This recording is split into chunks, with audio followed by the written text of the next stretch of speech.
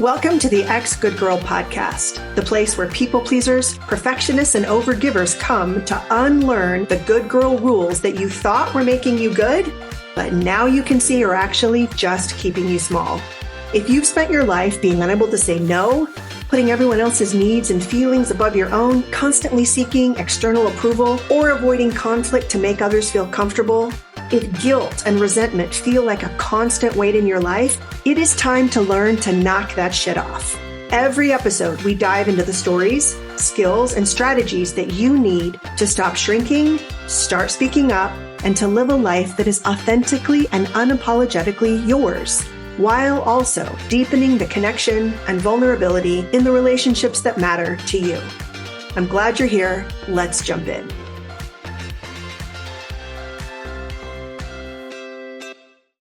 A couple conversations lately that I want to talk about with you because they've brought up some things that I wish I had shared with my own daughter, some things that I wish I had known, and some things that I want to talk about with you about bodies.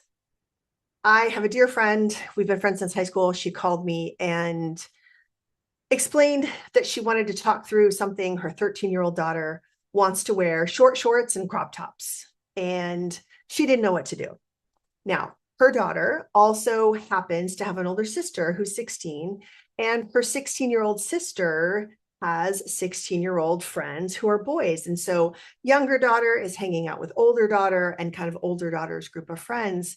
And my friend's mind went to where I think a lot of mothers' minds would go of like, she's going to start having sex. And I'm not laughing because I think it's funny. I'm laughing because it is so familiar.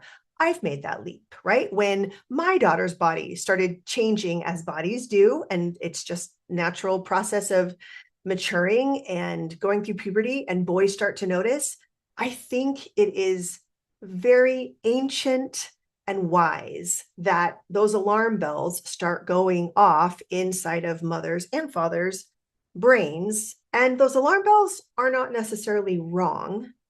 I think the question is, so what do we do about those alarm bells in a way that honors who our children are and what they need and what they're noticing, and at the same time, what they're not prepared for, what they don't understand, the type of systems that they are entering and becoming a part of that they are completely unaware even exist. And so as we talked, and we ended up talking for a long time, it became obvious to me that a lot of us think that the shorts are the problem. I mean, I was certainly taught growing up, and I think in a lot of conservative religious communities, the shorts are the problem, just don't wear the shorts. But the shorts are only part of the problem. And what is actually here is a really rich conversation for mothers or fathers to have with their own daughters, and for us to have with the younger versions of ourselves who didn't know some of these things, who were also part of this same system of patriarchy and sexual objectification and feeling uncomfortable in your body and not knowing exactly what to do.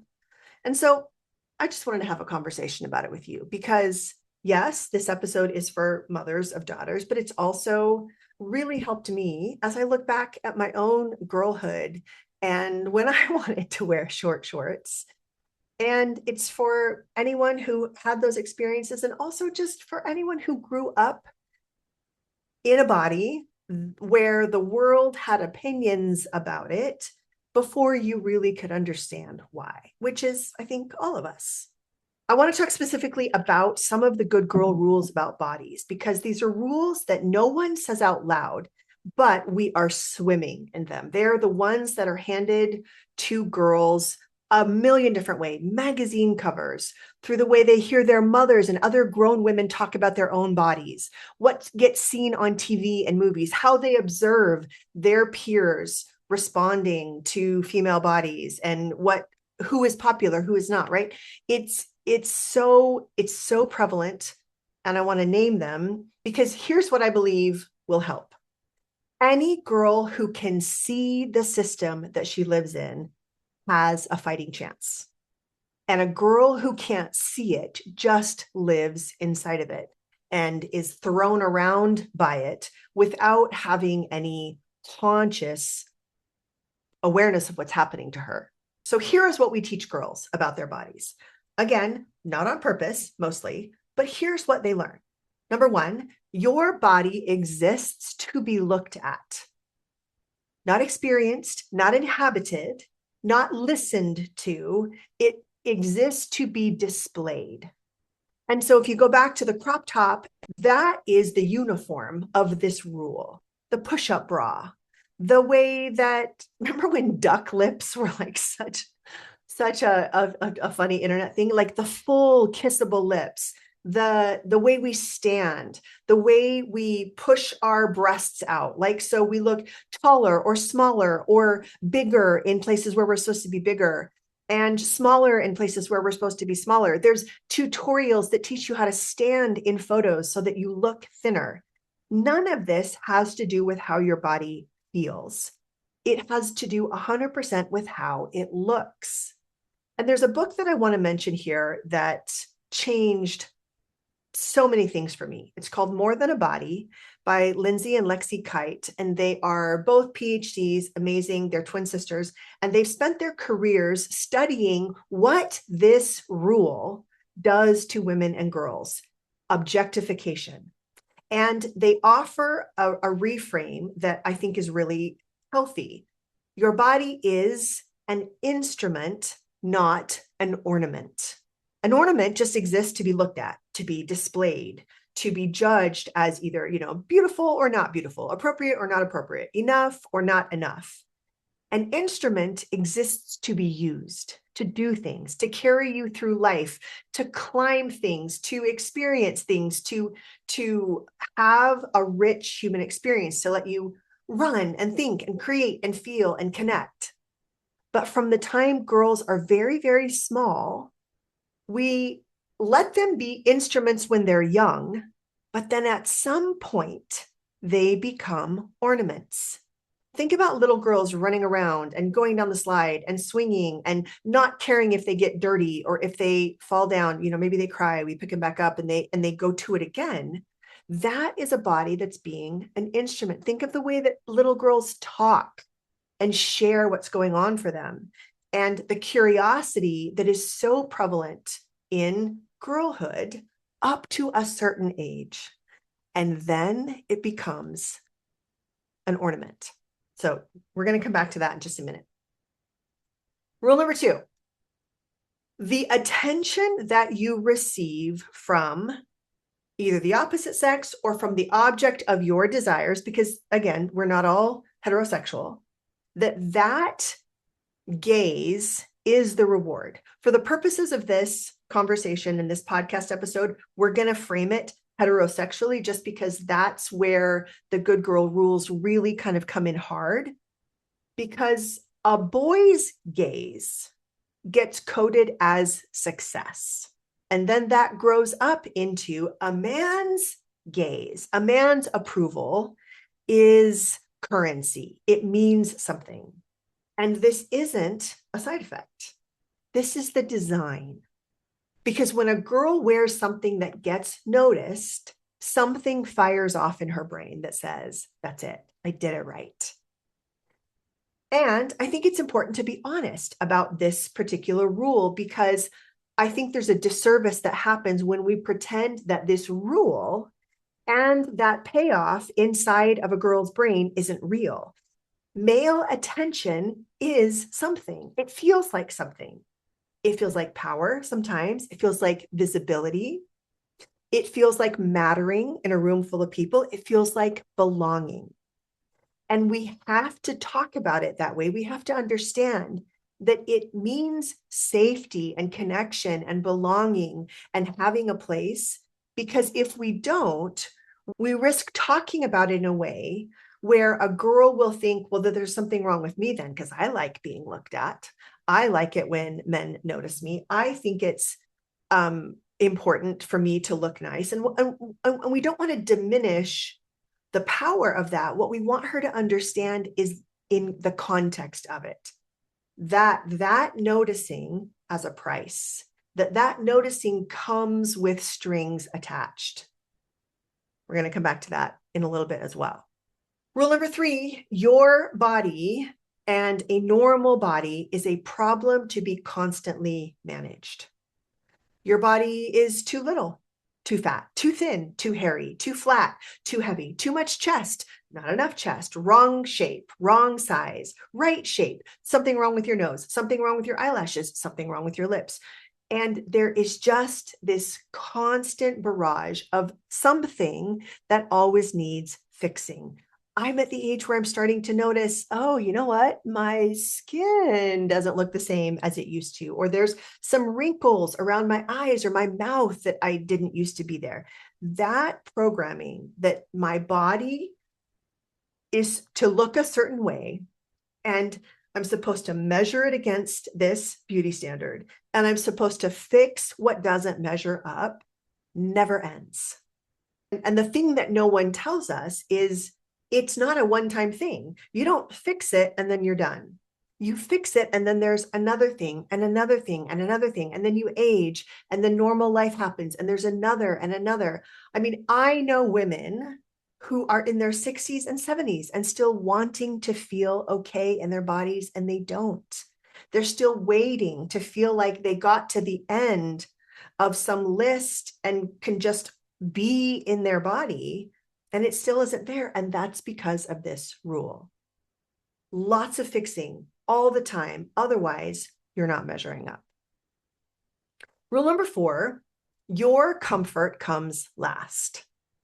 Whether you're comfortable wearing something or not wearing something, it's the last thing on the list, because the things that are more important on that list is, what will boys think?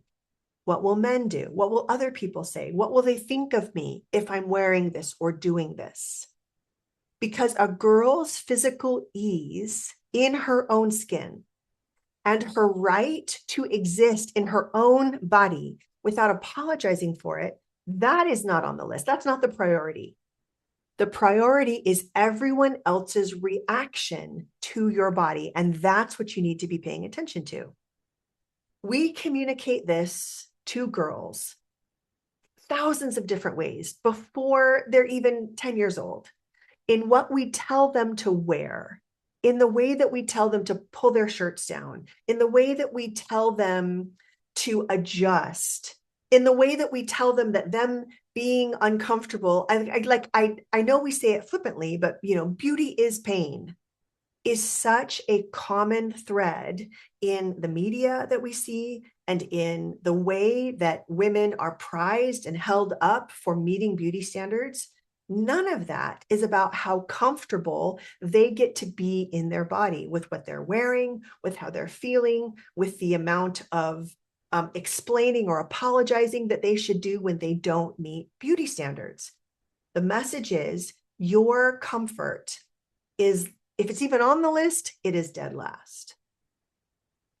Another rule number 5, sexual attention is the power you are actively encouraged to pursue. And in fact, it's the only power you are actively encouraged to pursue. Let's just sit with this one for a second, because there's lots of different ways to be powerful. You could be very knowledgeable, right? You could have financial independence. You could cultivate authority in a room or expertise that takes years to build. And we're not actively, the good girl rules are not actively encouraging any of that. What we want you to do is be powerfully attractive. The hip hop, the pushed up chest, the duck lips, the short shorts. These are the tools that women are handed and specifically encouraged to use because they give men something. And what gives men the thing that they want, that's permitted and it is celebrated. The other kinds of power, being smart, being ambitious, being financially independent, being assertive and authoritative, we don't want any of that because it makes women less manageable. It takes their time and attention away from cultivating their attractiveness as power. And we don't want that. And girls learn this so early. She learns that this power of attraction can open doors, that it can give her belonging, that it can give her an edge above other women who are not willing to meet beauty standards. And that is powerful. And I think, again, if we can talk honestly about these rules, if we can give girls this context, it actually helps them to know how to navigate them better instead of just pretending that they don't exist. Rule number 6, your body has needs and those needs are shameful. Or your body has a natural state and that is shameful. Body hair, periods, hunger, you're supposed to hide all of that. Desire, your own actual desire, what you want, what feels good to you, is not as important as what other people need from your body. In fact, some of your own desires might even just be dangerous. We don't talk about periods. We don't talk about body hair. We don't talk about the normal bodily functions that are part of being a human and make them normal. We don't talk about it in polite company, not at the dinner table, between boys and girls. And girls learn to be ashamed of the very body that they live in. I still remember my mom teaching me how to wrap up a pad or a tampon so that nobody knew what it was, as if the very fact that I was on my period was supposed to be hidden because it was, right? She wasn't directly teaching me to be ashamed of my period, but I was ashamed of my period. She didn't say to me, Sarah, you should be ashamed. But we do this all the time, teaching girls to hide things and not talk about things that their bodies have as needs or as very natural human developments and processes. So I wanted to go through some of those rules, and there are others that I didn't name specifically. Those just seem like kind of the heavy hitters.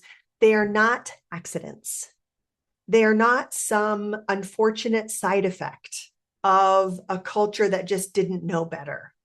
They are a system, and they are coherent, they are consistent, and it is an incredibly well-functioning system that has been designed by men for their pleasure, and so that the capitalist arm of patriarchy can now come in and sell us all kinds of things that we need to make our bodies meet these beauty standards. We have hair removal kits. We have push-up bras. We have things to make us look better and skinnier and lose weight and fix our nose and lip filler and everything else. So this incredibly well-managed, well-functioning system benefits men and benefits the people who have products to sell us. And here is the side effect for girls. This is what the system actually does. Inside a girl, inside her mind, inside the private kind of commentary of her own head, it splits her. And Lindsay and Lexi Kite describe it this way, which I just thought was so brilliant, because I could remember when self-objectification takes hold, meaning when I become a person who is aware of my body and I'm aware of other people watching my body, it takes, and again, this is happening in like middle school, a girl's identity literally splits in two. There is one identity that is living her life, and there's another that is watching and judging her. She becomes her own internal critic because she's watching. She's watching how other people are watching her, and she's monitoring how she looks. She's watching for signs of approval or disapproval from other people, and then she's holding herself up to these standards rather than being able to focus just on what she's doing and how she's feeling. When I read that, I was like, yes, that is exactly it. That is the thing that I had never been able to describe. Trying to do my life, right? Sit in class, walk down a hallway, make a comment, raise my hand in class and ask a question. But part of my mind a whole dedicated portion of my mental energy is running a separate track. Do I look okay right now? Is my stomach sticking out? Did he notice me? Was that okay? Was that the right amount? Was it too much? Was it not enough? It is exhausting and it's constant, and it starts so young that most of us don't even know it is happening. We think that voice is us. It's just what it means to be a girl. I constantly have to be aware of what other people think of my body. But it isn't. It is what that system trained us to do to ourselves, so it would not have to do it anymore. This is so powerful and so insidious. When a woman is busy monitoring her own body, monitoring all of the aspects of how she moves through the world with these standards, she doesn't have a lot of energy left over for other things. A woman who needs male approval to feel valuable is going to shape herself around what men want. A woman who has been taught that her own desire is dangerous will not trust herself. She's going to outsource her own knowing to whoever outside of her seems most confident or whoever's attention she wants to capture. She's going to ask permission before she acts. She's going to shrink and second guess and stay quiet in moments that sometimes really matter for her safety or for her comfort, because she doesn't know how to risk their approval without causing something that feels really uncomfortable, not belonging, not meeting these beauty standards, not measuring up. So when we have that split, when we become both the person in our body and the person watching our body, now nobody has to do anything from the outside because we're doing it to ourselves on the inside. In my conversation with my friend, I remembered, and I told her the story. When I was in high school, I got a hold of a pair of short shorts, and my mother did not want me to wear them. Obviously, growing up Mormon, as I did, there were very specific rules about what I was allowed to wear and what I wasn't allowed to wear. And I don't even remember where these shorts came from, but man, I hung on to those things for dear life. Those shorts meant that I could be like everybody else, right? Those shorts meant that I wasn't the weird, awkward Mormon girl. It was about getting attention for something else, right? I had gotten some attention for being the weird, awkward Mormon girl. But when I had those shorts on, now I could get attention for the way my legs looked in those shorts, the way that I felt changed. And there were a lot of things that I still felt very self-conscious about. I mean, I got teased for having a visible mustache by another boy in my room in like fourth grade, maybe fifth. Got teased for it. Totally remember it. And there was no one I could talk to about that. I knew it was bad. I knew it was shameful, but I also didn't feel like I could talk to my mom about it. She was a great mom in so many ways. She also didn't talk to me about my body. We didn't talk about it. She didn't talk to me about her body. She didn't talk to me about what a body was supposed to do as it changed. If it hadn't been for, the school district class about starting my period, I would not have known, because those were just private matters. And while she was willing to go to the store and get me pads when it was time, I had to tell her like, hey, I think I've started my period. And so I grew up feeling really acutely aware that there were a lot of things that I didn't know about. I didn't know that you could get rid of body hair, right? Even just so that I could suffer a little bit less and not be teased at school. She didn't talk to me about makeup, right? When I could start wearing it, I remember begging her to let me shave my legs. Listen, my brothers called me carpet legs. That's how bad it was. And my sixth grade class was going to the beach And I begged her to please let me shave my legs. And she said, no, no, no, no, no, no, no. I finally wore her down. I went into the shower and just started shaving my legs with a dry razor.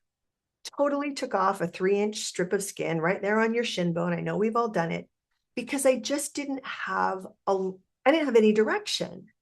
And so what I absorbed from all of her silence was something that I couldn't have articulated then, but I really understand it and see it in me now, which is your body is something to be ashamed of. It is something to be managed in private.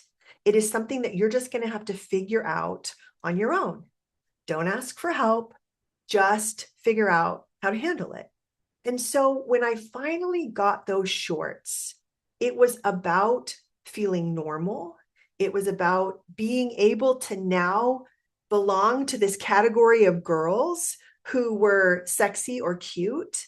And I didn't understand at the time, but looking back, my mother would have had to have like pried those shorts from my cold dead hands because I was not going to give them up. It was so important for me to have that belonging and matter in that way. And so when I think about how I have absorbed and how I have tried to emulate the good girl rules about bodies, I have so much compassion for it.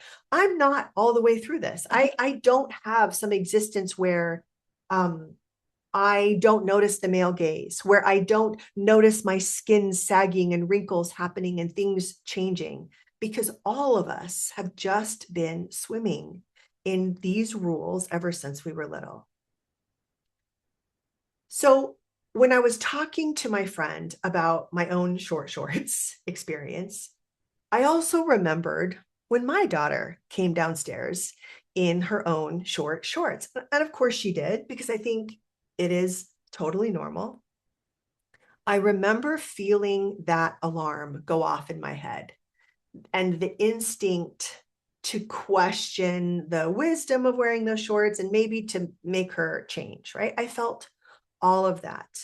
But the one thing that I decided to do differently was to try to preserve, and I wasn't a coach at the time, so I didn't think about this in terms of like coaching and how I'm thinking about it now, but I just thought, she gets to exist. She gets to exist in her own body, and I'm not really sure how I'm going to do this, but my fear is mine. And I need to manage that. And I need to talk about it with her in a way that doesn't kind of dump all of this fear on her. Because the problem is that the system makes the shorts bad or wrong. And so then the opposite feels true. Like, hey, if the shorts are bad or wrong, then covering up is the way to protect yourself. And that's not right either, because right, that just teaches her that her body is somehow still bad and she has to cover it up, or other people are going to have thoughts about it. I wish I could say that I had a great talk with her, that I was able to kind of pull back the curtain a little bit. I don't think I did a particularly great job of having the kind of conversation that we're going to talk about having in this podcast episode. But I think the best I was able to do is just not lecture her, not warn her, and not force her to change. Now, she was just here a couple weekends ago, and I asked her about this, and she said, oh, I knew that you might not have liked some of the things that I was wearing. I knew that you would not like, for example, she, wearing her first bikini. I was aware that you didn't like it, but that you let me do it anyway. And I'm not going to say I was able to have an amazing conversation about it with her. The conversation that I wish I had, that I'm going to kind of propose that you have with your daughters or with yourself now. But that was progress. And I think whenever we're able to make progress, it's to be celebrated. So what do we actually say to the 13-year-old who wants to wear the short shorts? Going back to what Lindsay and Lexi Kite wrote, I remembered this quote, and I think it is so essential. Here's what they write. When we live our lives in this perpetual state of body monitoring, we are living passively. We're being judged and consumed by others and not as self-actualized humans actively making choices. That is what I think the conversation hinges on. We need to help our daughters recognize when they are existing to be consumed and judged by others, and when they are existing as the instrument, because both things are going to happen. It is, I would go so far to say is it is unavoidable in the culture and the way that we are just so inundated in this avalanche of beauty standards that one of the most important things we can do is help our daughters recognize when they are in their bodies and feeling their feelings and doing things that make them happy and feel pleasure and feel proud of themselves. And when they switch into that observer mode and they're picking up all the little bits of information around them of people who are watching their body and having reactions to it. We want to raise girls who are aware of when they default to managing their looks and how much time and energy that takes, not because it's bad, but because what it costs them is making real choices about their own bodies and just existing.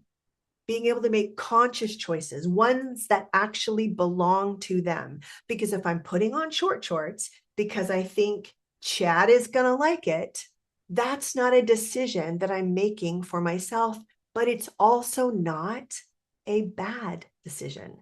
It's a decision makes a lot of sense when we think about how we're growing up. And I'm saying this kind of over and over in a couple different ways because we also don't want to shame anyone who's putting on the short shorts because Chad will like it, because it just makes sense. We want them to understand the cost. And here's where that quote from the Kite Sisters, I think just matters, is that when self-objectification really takes hold, and again, the research in their book says that it really starts hitting in middle school, the result is that girls start sitting out. They start opting out of a lot of experiences that are really essential for them to have. And they don't opt out metaphorically. It is literally. They stop raising their hands in class because they're worried about how their arms look. They quit sports because they don't want to sweat in front of boys. They skip things because they're on their period.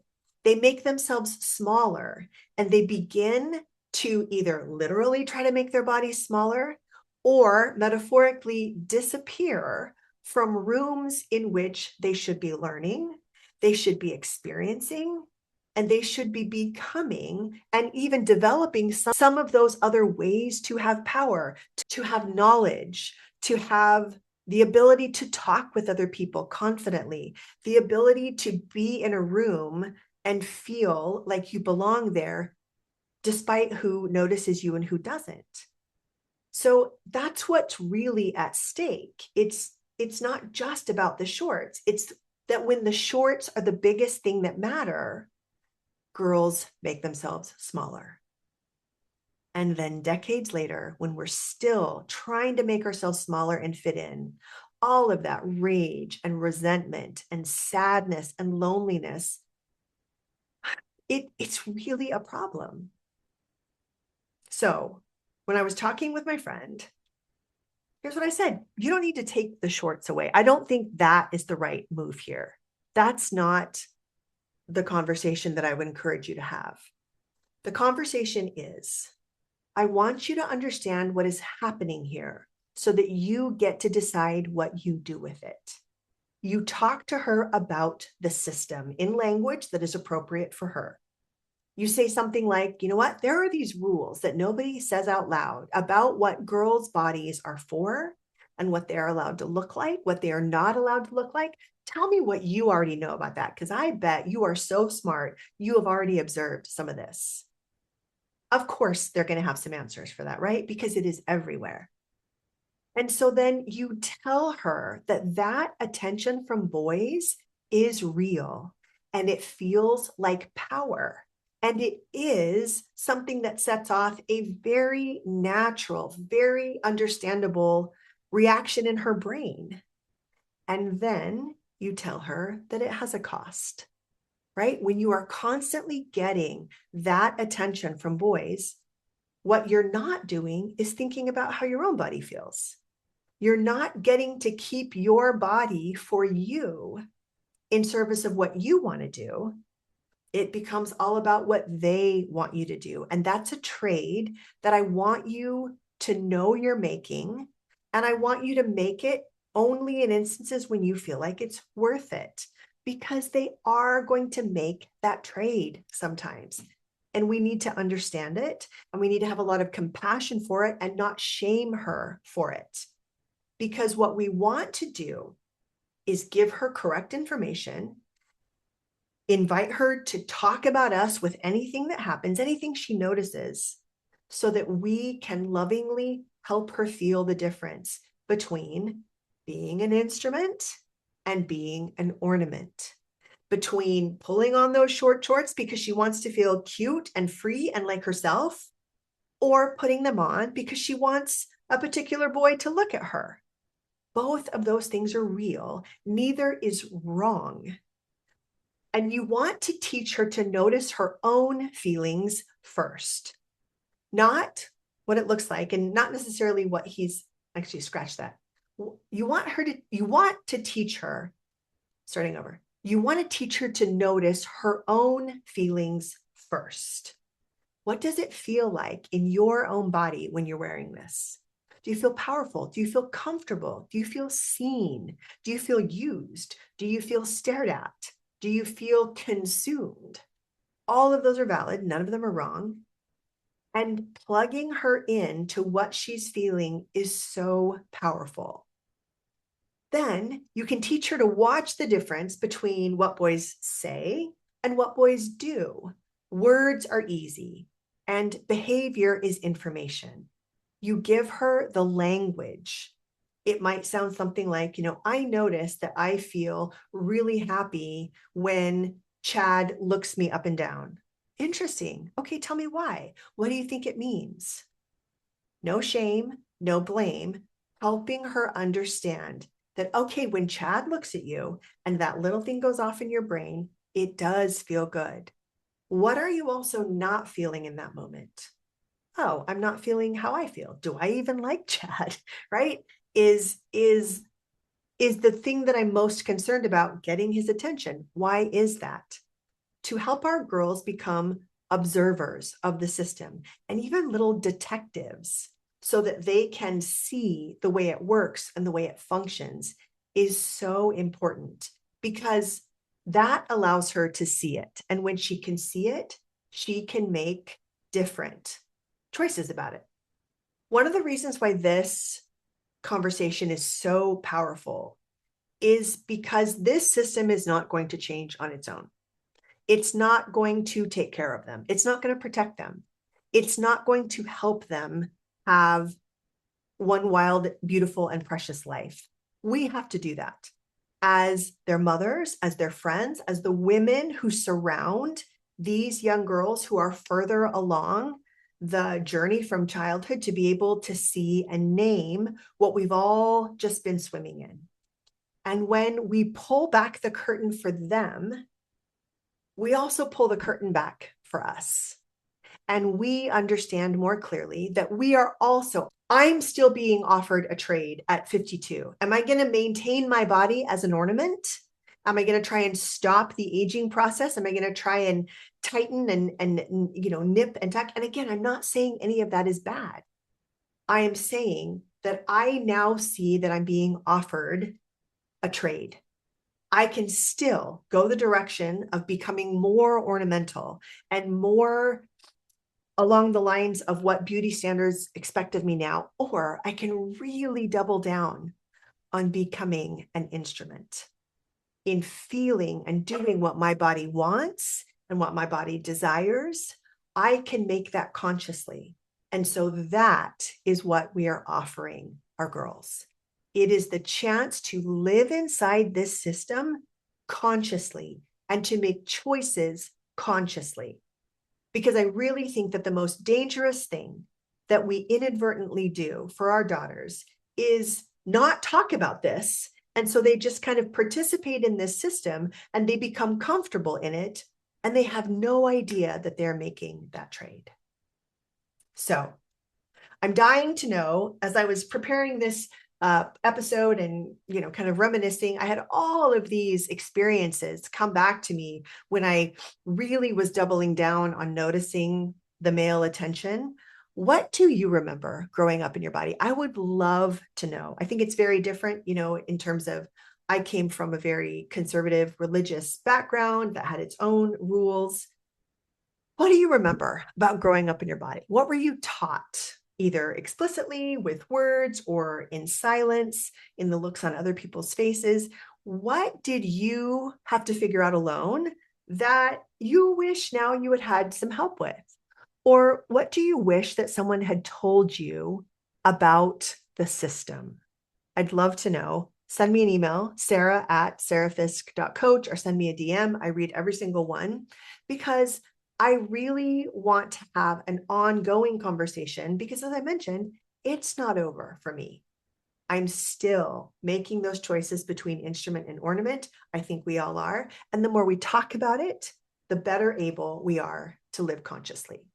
Thanks for listening. I'll see you next week. If this podcast has been useful to you, a 5-star rating wherever you listen means more than you know. And if you're ready to do this work for real, I want you to head over to sarahfisk.coach.